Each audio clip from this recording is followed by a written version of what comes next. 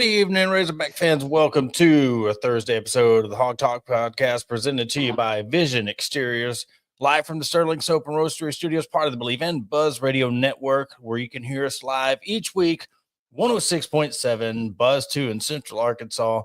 All shows are presented to you by Arkansas Brewing Company in downtown Ozark. I'm Port Hayes. Alongside me, as always, is Adam Hall, and we are powered by FanDuel. And if you're like us, Saturdays are for the Hogs, Sundays are for the NFL. And with that, FanDuel, you can bet like a pro. Whether you're stacking a game parlay on college or sweating a last-minute field goal in NFL, FanDuel puts the power in your hands with live odds, quick bets, and easy cash outs. New customers even score bonus bets just for signing up. So if you call the Hogs or ride or die with your favorite NFL squad, make every down count. Bet college, bet pro, bet FanDuel. And tonight's episode, we're going to kind of take a few moments to really just kind of recap our last couple of episodes we've had with Kyle Sutherland of Hog Beat, Chris Phillips with SEC Unfiltered, because we really have questions leading into, we said the the overturn of the roster and the unknowns. And we are seeing this, Adam, with just the presence of social media and covering this offseason. We're seeing the post-game or the post-practice pressers and stuff, but we're really not seeing much action coming from fall camp. And that just adds to the lure of what is going to happen this season, what is going to go down. There's questions about the D-line. There's questions about the defense overall. Is that a reason why we're seeing so much success with this offense? How much do you, in the words of Kyle Sutherland, grain of salt do you take with what we're seeing? So add just a lot of questions coming into this season. Maybe it's all by design that way.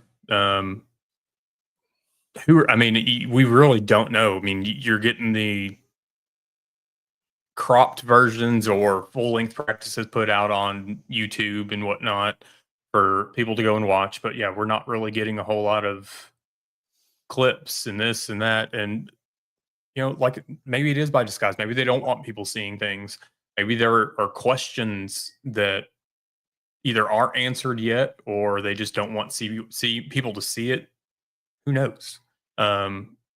It's all for us to sit here and wonder and talk about and post about. So maybe that's something behind it. We're getting more stories about individual players, or we're talking about people's history. Like we've heard about Cam Ball quite a bit, which I enjoy hearing about it. But at the same time, it's kind of like I want to know what's going on with the team, because we talked about coming into fall camp, we really wanted to hear more of what was going on, not necessarily much coach speak.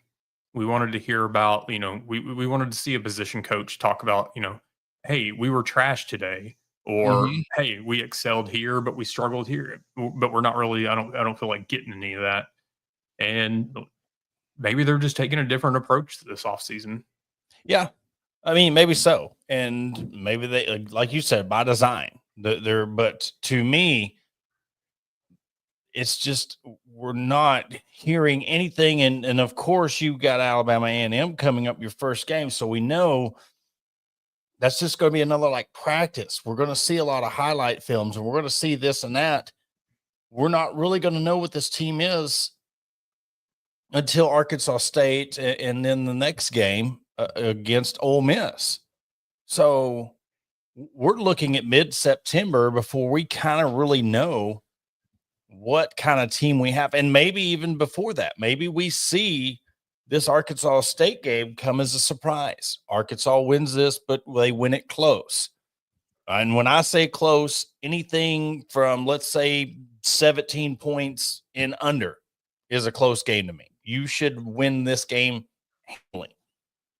This should not, and that's what that biggest surprise of this offseason was when we had Kyle Sutherland on, and he said that this was a potential swing game because the praise he was giving Arkansas State.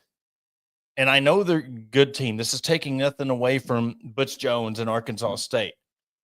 But if you're an SEC team, if you're supposed to be that flagship school of the state, it shouldn't even be a conversation of being a swing game or an important game on the schedule. It should be one of these, let's get this game over with. Let's give the people in Northeast Arkansas what they want and take care of business. But it's really intrigued me. And on Monday, we're going to have Kara Ritchie, who covers Arkansas State, on to talk about their perspective of what they're looking forward to, the hype around this game.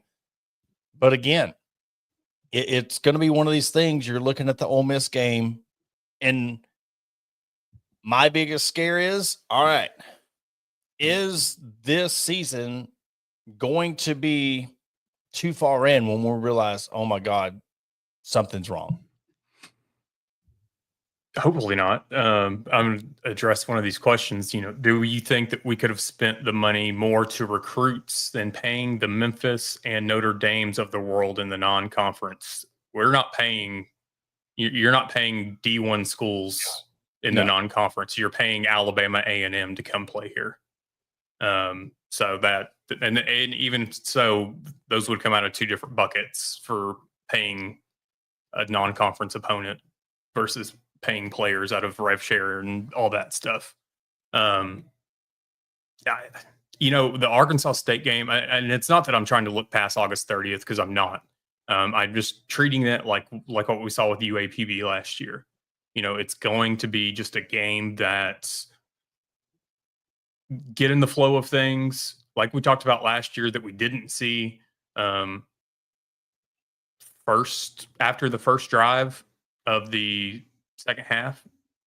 Pull your starters, just so first team can see the adjustments that Alabama A&M is going to make.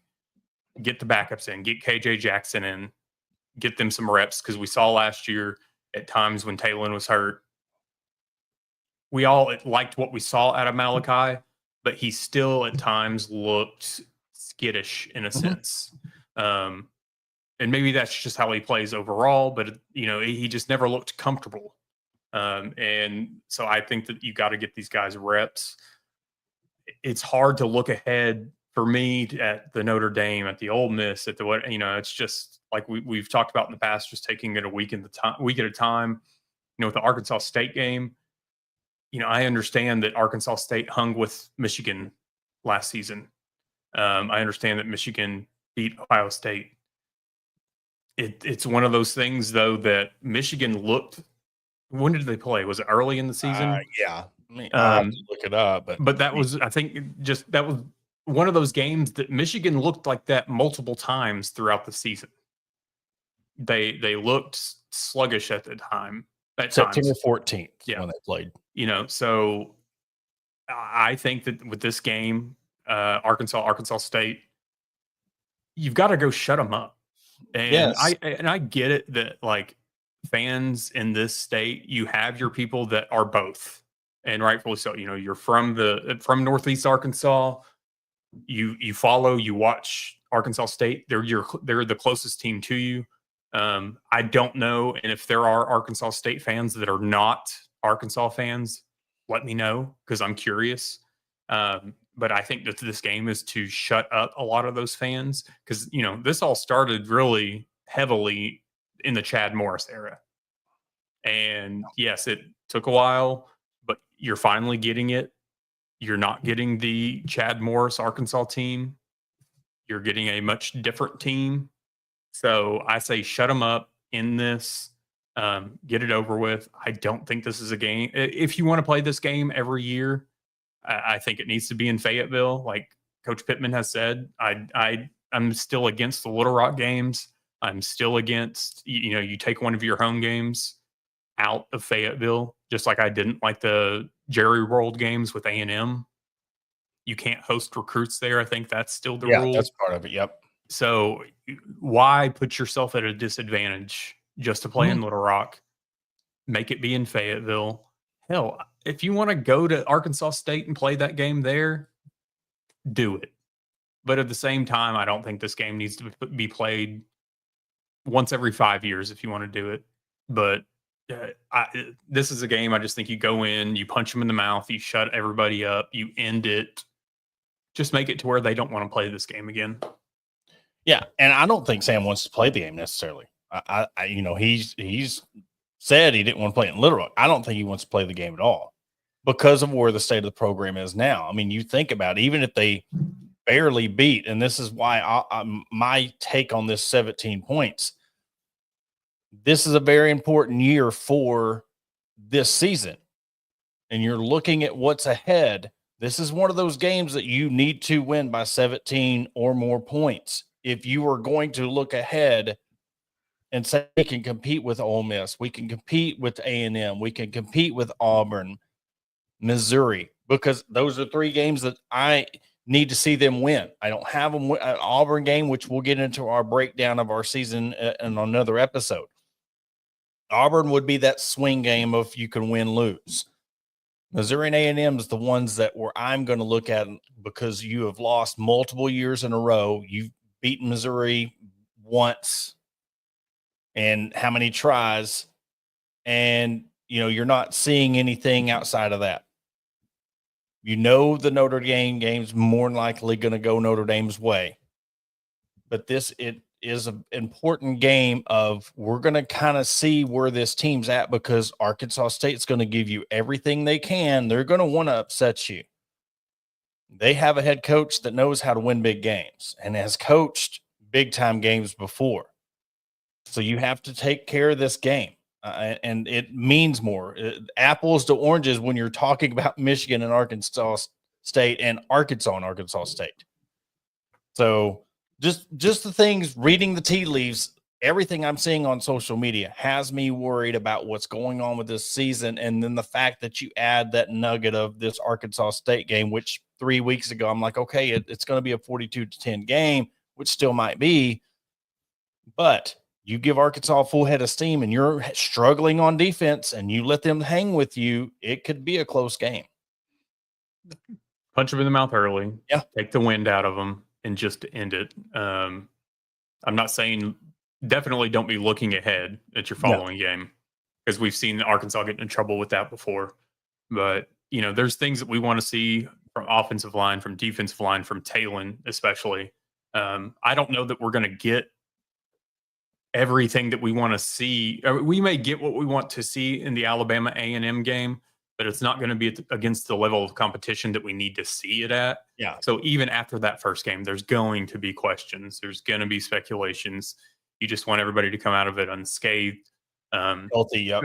Maybe the next 2 weeks we'll get more. But at the same time, I feel like some of it's just, hey, we're just not going to show everybody our card, which that's my thing too, is with, a lot of these clips that are put out where you're not showing your cards. Yeah. You're picking and choosing what we want to see or what you want us to see. So who knows? And maybe they're just not giving the people what they want. Maybe they're tired of us.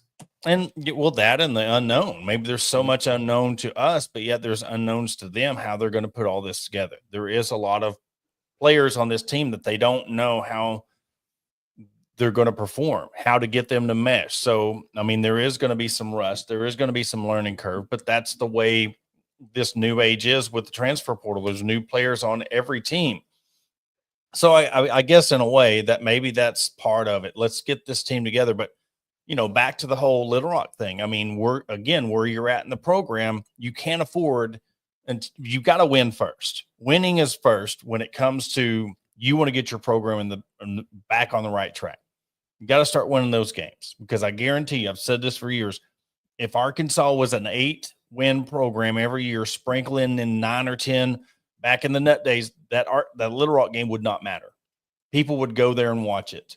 Those games were electrifying. But when you're struggling to recruit, you're struggling to perform in the SEC, you need every game you can at home.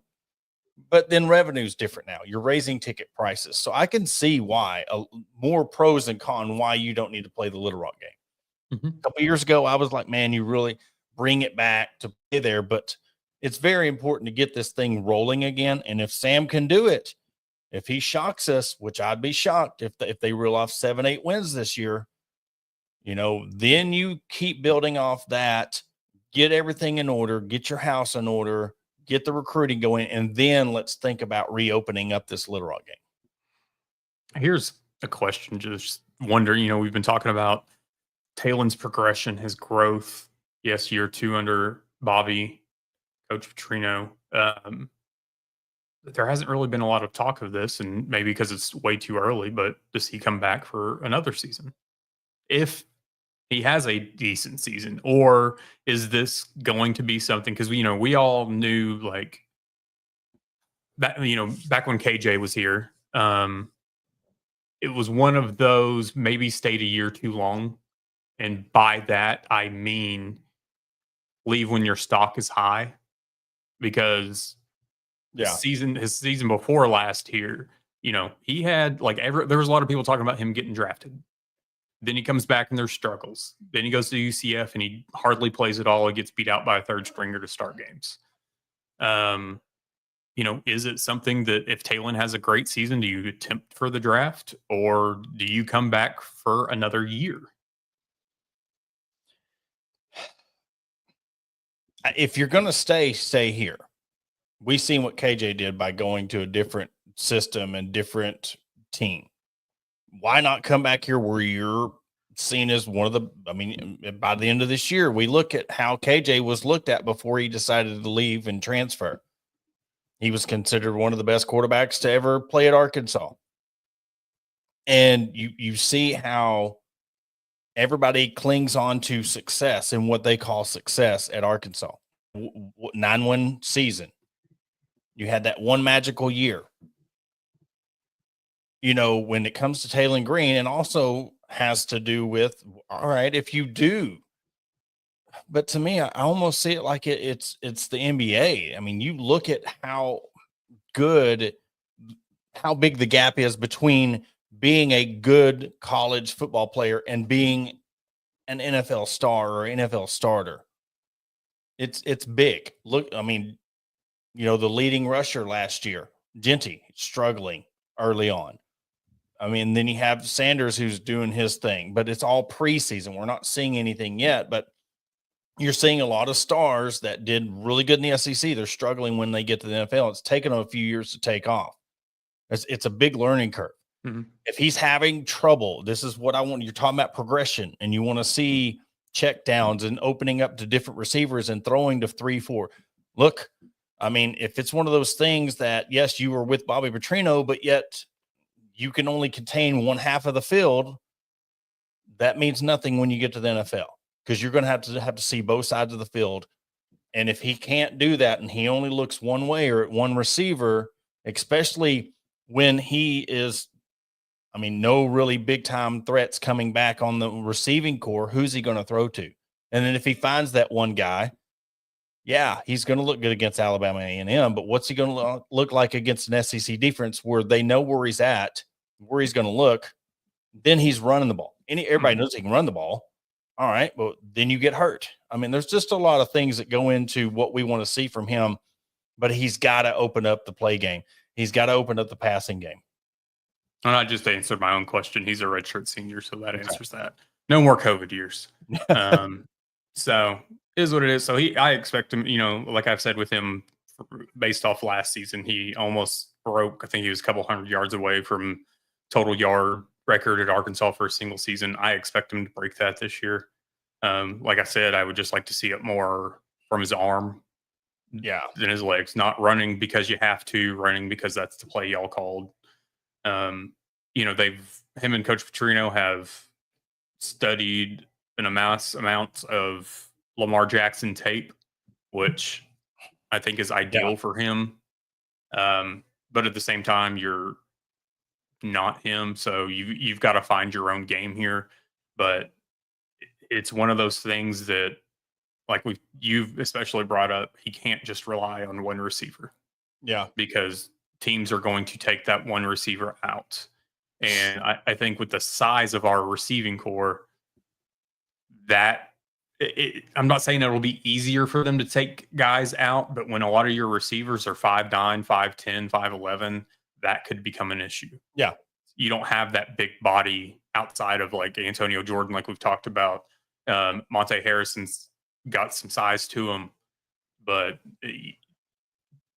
find your go-to guy, but at the same time, you can't just rely on Andrew Armstrong to always be there to catch everything. And we've seen too what, with Isaac Tesla and what he's already doing in the NFL preseason. I mean, way underutilized. And if you do find that go-to receiver, I mean, I think that what hurt Andrew Armstrong the most, yes, Arkansas's 6-6 season didn't help anything, but for him to lead the SEC in receiving the way he did, but only having one touchdown, you've got to find your guys in the end zone. Yeah. Because I think that one touchdown is one of the biggest things that hurt Andrew Armstrong's draft status. Mm-hmm. Well, and the biggest question we haven't really touched much, and we talked about it a few times, but I mean, that's the offensive line. Mm-hmm. How much have they progressed? Because we could sit here and say, well, look at Tesla and look at what these guys are doing. Well, they had a lot of trouble blocking last year. And we did see Talon running for his life a lot. That's going to be a big key. But then again, it goes back to our original point, what we talked about at the first opening part of this episode. They're blocking and opening up the playing field. You got to see what's going on, and that's not going to be answered until you're playing real teams. You could do all the drills you want. If there's D-line questions, if there's defensive questions, offensive line should be out there just hammering away. But if they're struggling against a D-line that's struggling, that's going to raise red flags. So what is going on with the defensive line? What's going on with the offensive line? Are they able to get pressure on Talon? Is the offensive line struggling? We're going to see a lot of that. And again, you're going to be going up against in game 2 a team that wants to hit you in the mouth and beat you. Even though you may be way more talented than them, that's what we're going to see. Let's see how this offensive line blocks. Even in this Alabama A&M game, they should get no sacks. They should get no pressure.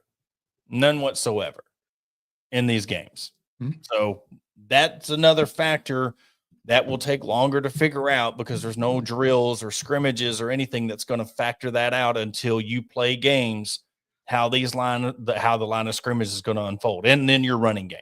Mm-hmm. Just talking about scrimmages, games, preseason, fall camps. We've previously talked about the struggles and the annoyance of spring games. And I know you don't want to probably have a team versus team fall scrimmage, but I don't see why not at this day and age. Like when you start, I mean, if you were going to do a fall camp scrimmage versus another team, would you want from another conference or within the SEC? I would say another conference. Okay. And then would you want it 2 weeks before the season starts, or is that too close? Because, fall camp opened up August 1st. Yeah. First game's August 30th. I'm just trying to think of where could you do a scrimmage that would fit into the NCAA guidelines of like when these guys can practice. I wonder if you could do it kind of like how the NFL does it. You do like a mixed practice and then a scrimmage within. Yeah. I mean, something like that. But you never know with, and I guess really to go back to the first question, I guess it really don't matter if it's conference or not, because whether they're Oklahoma State or whoever, they're still going to have senior players, or they're going to try to take. I'm more worried about the portal part of it, opposed to a team seeing your film and tape and trying to beat you on the field. When I'm in the boat of, hey, we need to go back to, I think we all are, one portal window. Yes. Stop with this post spring, some, whatever else. But I think if they cut down to that one portal window, whatever team you end up with in the spring, that's the team you're going to be with. Or do you still have the post spring for 1 week? No. So when you start your second semester of school, that's who you're going to ride with through and I agree with, because when do they sign? I guess with the rev sharing started July 1st. So is that when they're signing these contracts, or is it in December for like the following year? Like when do you sign your 12-month contract, for all this? You should be locked in. Yeah. I mean, it should be. And I think that's where we're going to end up eventually. But I think that you make one portal, because this is where I'll stand up for the schools. It's not fair that you're having to cancel spring games that are vital. And you look at a team like Arkansas that's vital to really having a true scrimmage or true reps that you need to build this team leading up into the fall camp. Getting your team familiar with each other. Then you work on in off-season workouts. Then you do what you got to do, and then you have to build on that in lead up to summer camp, fall camp, whatever you say. I think it's weird saying fall camp when it's 120 degrees outside, but Sure. no, it should, because like the Desmond James situation, it was after a bowl game, whatever, fair game. That's in between seasons. I think they really need to lock down. You want to talk about when they're heading into. I mean, I think it should go as soon as semester is over with. You're done, and then you go factor in. All right, we're going into our spring game, but it's really tough because different sports overlap. So but I really agree with the one portal. And sorry, not everybody's not going to get what they want. So we shouldn't give them a second portal just because, well, this guy transferred in, I went into spring practice, and now I'm going to go somewhere else because of the loopholes and because people's found ways to take players or contact them. They feel like they're not getting a fair shake, and then they go somewhere else. Now, all these resources have been wasted on getting guy A ready for the team.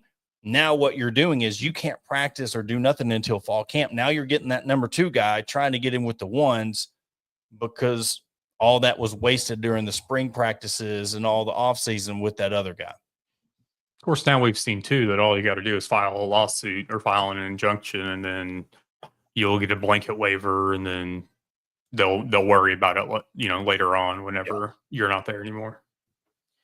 Yeah, and no matter what the rules are, they're going to find some loopholes a way around it, and I think that's the thing. They're trying, and this is from the players, agents, and that side of it. They're finding more ways to try to get around things, opposed to just putting their eyes to the ground and grind it out and try to work on your game, opposed to they're more worried about, let's find the best deal, the best fit, best NIL package, how much money.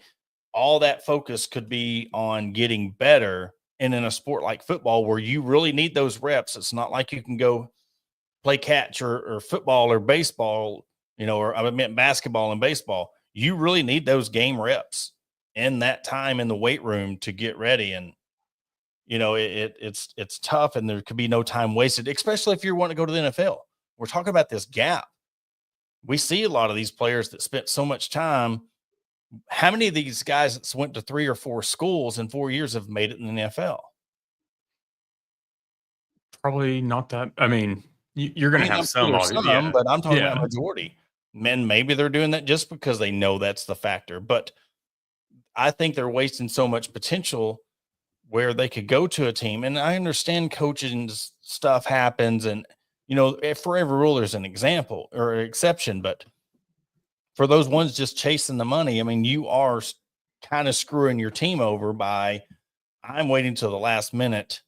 I went through spring with you. Now we have half of what you're trying to build into next season. I have that playbook. I have all this stuff that I can take to another team. There needs to be a cutoff and only one portal window. And we've especially seen, I mean, the discrepancies in quarterbacks that have come into the NFL, because, a lot of them are they shouldn't be expected to come in and immediately start and take over and whatever else. But especially so many quarterback careers, I feel like the players have screwed themselves in a sense from transfer. Then you get to the league and you're not prepared, or you were a true system quarterback where you get to the NFL, you don't know anything different. And if that team's not going to adjust to your style, I mean, I think we'll see it. Yes, the Giants are terrible, and they probably still will be for a long time, but we'll see if, Jackson Dart can adapt to the NFL. Now, he's got Russell Wilson ahead of him. He's got famous Jameis Winston ahead of him. So for at least his sake, he's not expected to come in. But then you look at Cam Ward. Now, granted, he was the overall pick, number 1 pick. But, coming in, and you're going to be starting, and you're going to be starting for a team like Tennessee. Are you going to be able to hold on to that starting position like Tua has with Miami? Because, they were a crapshoot when he came in. A lot of these guys just faded, Dylan Gabriel. Sorry. Yeah. A big issue for you was going to the Cleveland Browns. Mhm. The next issue is how many schools did you go to? Yep. Plus, you were older than a lot of the ones that were drafted ahead of you. I think a lot of these guys, from the chasing money and trying to get playing time, that when you are only starting for basically one full season, maybe a little bit more because you transfer, you screw yourself. Yeah. Well, yeah, because you could either inflate like you had a lot of talent around you and you're great. I mean, look at Ewers. Perfect example. I mean, this dude was supposed to be the next star, next Joe Burrow. And we seen the struggles he's having. And he was at Ohio State and then Texas. He looked like he was really good at Texas, but you see what happens when you get to the NFL and you're around a lot more talent than what you're used to playing. And you see the teams that Texas had to play, and everybody was talking about they didn't beat a top 5 team. All the games they played against was lower tier teams. And so there's a lot of that too. And with Arkansas, I know they made it to a bowl game and stuff, but you've got to go up. And even if they have a worse record, I mean, there's only 2 ways this season can go. I think he shocks the world and you ride with him, or they just do. I don't think there's a middle ground here. I don't think 6-6 is going to cut it. I don't. It's either he does really good or it's over. I think it's got to be 7 wins regular season.